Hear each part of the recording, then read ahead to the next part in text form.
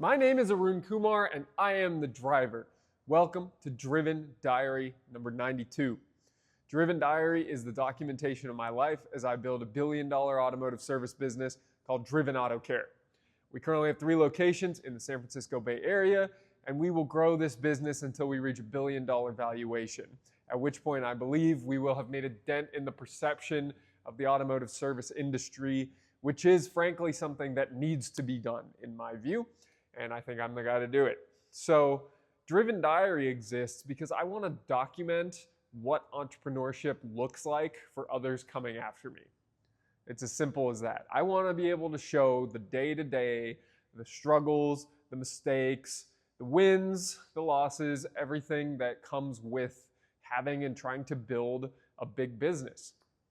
And you see a lot of successful people, a lot of success stories out there for different brands. And nobody really documented what it was like on a day-to-day basis. So with these videos, I try to accomplish that. I try to tell little stories. I try to keep you up to date on what's going on big picture in my head. I try to keep you up to date on what's going on in the personal life that kind of needs to exist in addition to the business. And that's it. That's what these videos are designed to do. So I hope you enjoy it. In this week's video, we get a customer with a dipstick issue. And you'll hear me more from this seat telling you about it because some of the footage from this week did not get loaded up correctly. So I'll be back in this chair to tell you about it. With all that said, let's get to the video.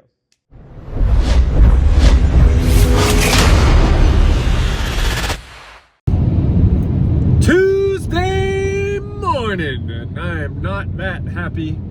I am in fact just highly caffeinated and eager to make progress in life. Is this a cop? Is it a cop? What do you think? Is that a cop? He used to be a cop for sure. I don't think it's a cop anymore. Yeah, no. Just passed a large electric brick on the road, also known as a Cybertruck. And that is what prompted me to make this clip. And I didn't record yesterday. I've been late uploading Driven Diary. It makes a lot more sense for me to do the editing and shooting of the intros and outros and sub-clips on Mondays instead of Sundays. I am trying to ensure that the tasks that I do for Driven Auto Care are high ROI tasks, and I'm not micromanaging the managers. Y'all are getting on me for having managers that I complain about constantly, and honestly that's a me problem, not a them problem. While there have been some indiscretions committed, some interesting choices of behavior and policy and all that, on the whole I'm still working out how to be a good manager, how to build an operating framework for a business that provides both leeway, freedom to make decisions that impact the business while equipped with the best information, decentralizing as much decision making as possible, while also providing a framework for here's how we do things, here's the minimum expectations, and here are things we will not tolerate. So working on that a lot. I gotta acknowledge Evelyn, my wife, for putting up with conversations late at night where I frequently ask for advice and then reject all of it and get mad at her. That happens on a regular basis, I must admit.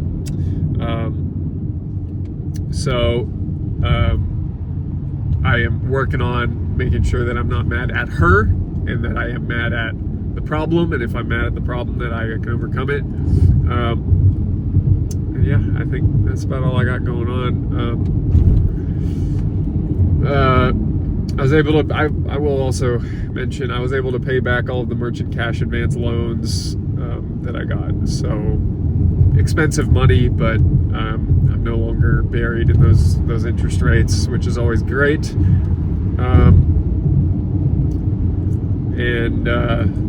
May ended quite poor net profit again.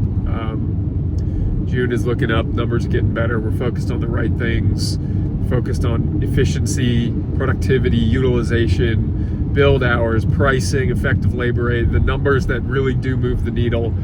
I've been highly focused on sales out of laziness, not wanting to bother creating gross profit, measurable gross profit numbers that can be executed on daily. I'm not, or weekly. I'm not shirking that responsibility anymore. I know it is the most important thing we do. Anyways, that's a lot of talking. Got a lot going on, but I'm happy with the direction I am pointing and executing in. High ROI tasks only, such as moving a loaner car from Campbell, where they have huge jobs that are quite slow paced for people's third cars, versus San Ramon, where we're losing sales because we're 4 days out on work, and Alex could use some more loaner cars up there to help facilitate making sure we're getting work in and out. Trying very hard not to micromanage. Anyways, that's all for now.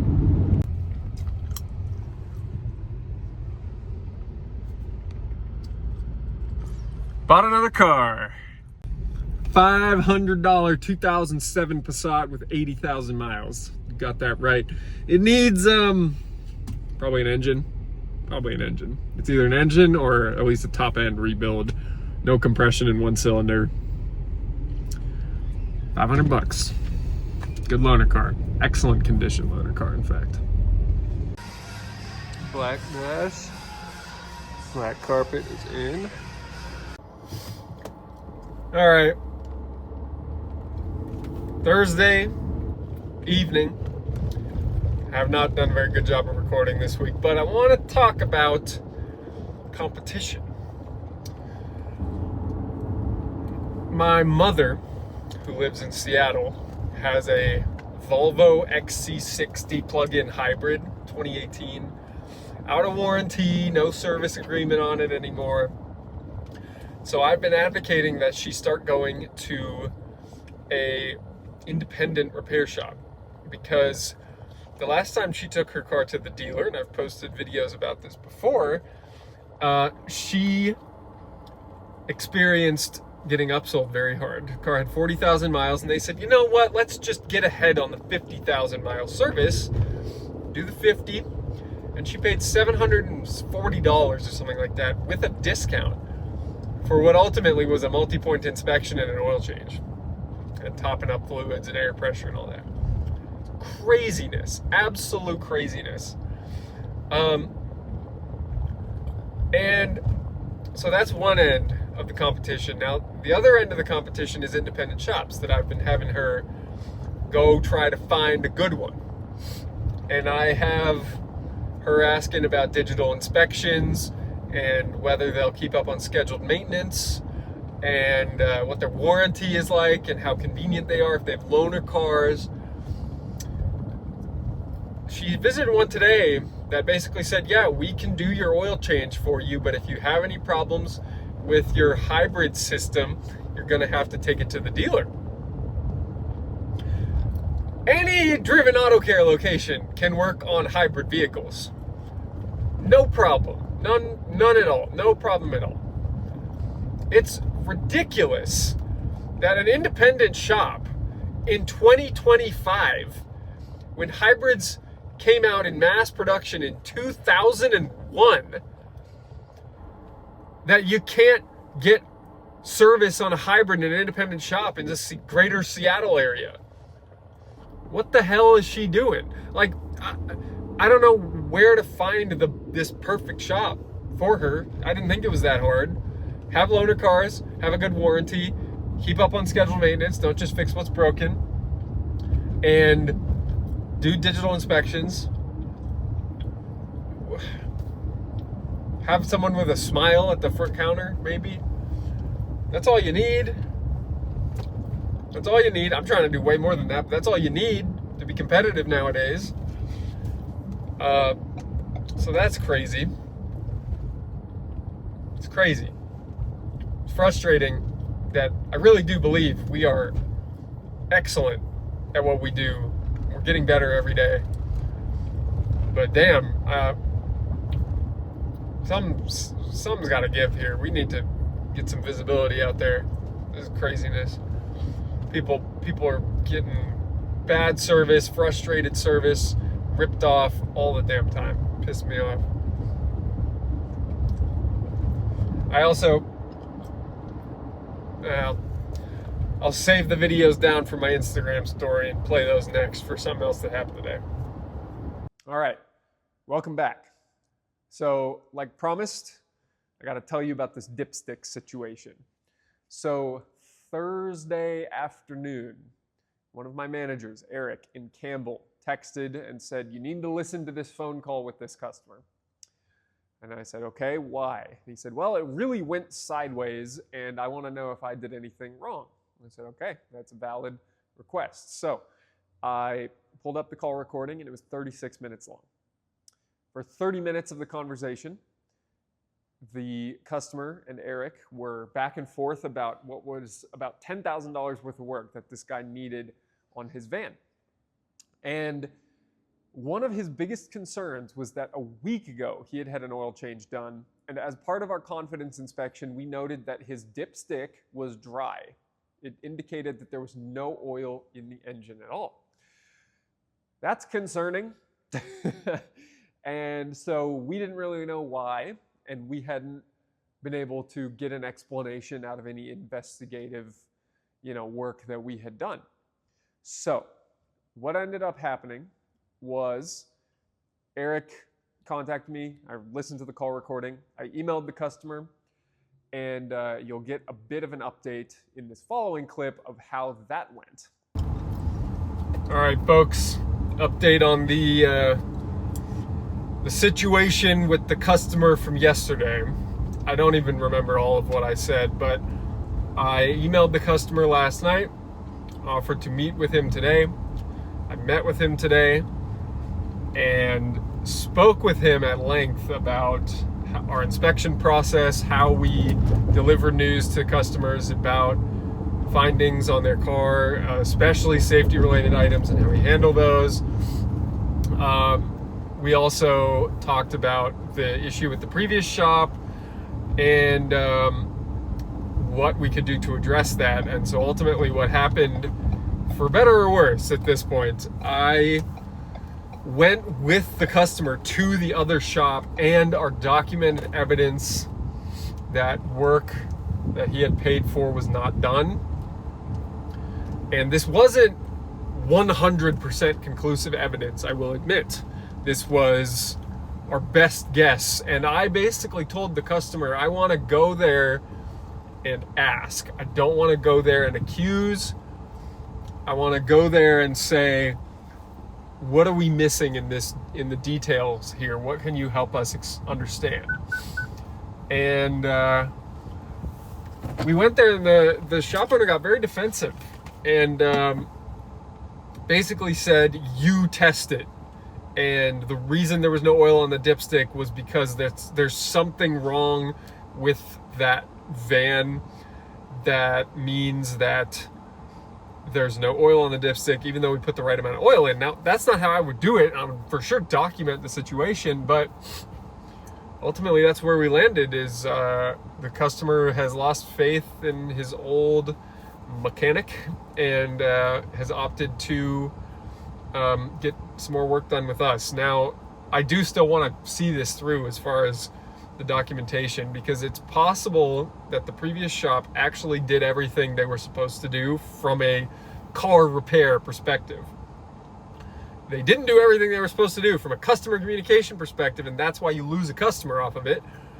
But we'll see. I spent 2.5 hours with this guy today. Pretty significant confrontation at the other shop where this guy, story wasn't adding up, wasn't taking responsibility for not communicating with the customer. Basically said to me in front of the customer, this guy knows nothing, why would I tell him anything? It's not good customer service, if you ask me. So we will see it through. We earned a customer off of it. Good feedback in an email from him. That's all I got. Okay, so just to wrap up on what happened with the dipstick, just to put a pin in it for now. The other shop owner got very defensive. He told me to go test the oil, go measure what comes out when you take the oil out. So we did. This van called for 15 quarts. We found 20. The dipstick was incorrect. It was for a different vehicle. I don't know how that happened, but that is what happened. We ordered a new dipstick for $20. It showed up within an hour of our ordering it. We installed it, and we were able to verify that we had put the correct oil level in the car. The previous shop owner had said, we filled it correctly. My guys called me out, told me, hey, we don't see anything on the dipstick. And he said, put more oil in it. And after he put in 3 more quarts, he concluded that he should just send it out like that without telling the customer or verifying any issues whatsoever, and just send it out like that. So although he technically did nothing wrong, he charged the customer for exactly what he did. His lack of documentation and communication with the customer destroyed that relationship completely. Completely. And that's what can happen in this industry. He didn't even try to get one over on the customer. But as I acknowledged in that last clip, he said to me in front of the customer, this man knows nothing about cars. Why would I talk to him about the fact that there's no oil on his dipstick? That's not how we do business. I mean, it's just not. It's simple as that. So we've still got that van in the Campbell shop. We will be finishing up the repairs this coming week. Hopefully we end up with a happy customer out of it. And that's what I got. So thank you very much for watching Driven Diary episode 92. If you enjoyed the episode, leave a like, help us show up higher in the YouTube algorithm.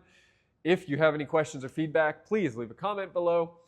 And don't forget to subscribe so you don't miss next week's Driven Diary.